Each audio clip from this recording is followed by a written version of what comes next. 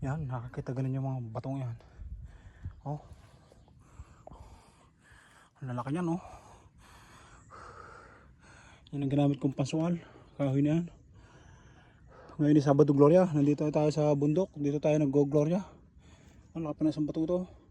Yan ang packet. Oh. Yan ang malaking yan oh. Oh.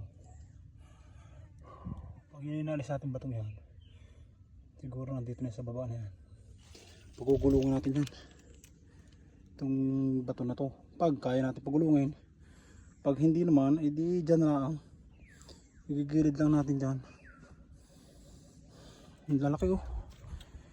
Talagang sakripisyo paghuhukay. Oh. Pero wala namang imposible basta kagustuhan mo ang ginagawa mo. Ang laki naman oh.